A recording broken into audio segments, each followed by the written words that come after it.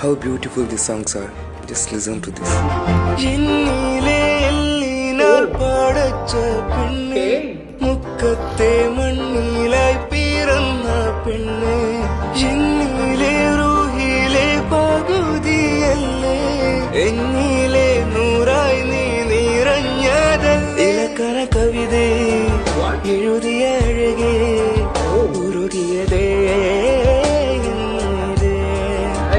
உனதிரு விழிகள் இமைத்திடும் பொழுதில் பகலிரவு உறகிறது. മഴ മാറി നിന്ന് മറുവായി തീർന്ന മനതാരിനടിയിൽ ഒടിയുന്നു സംസം. മഴ മാറി നിന്ന് മറുവായി തീർന്ന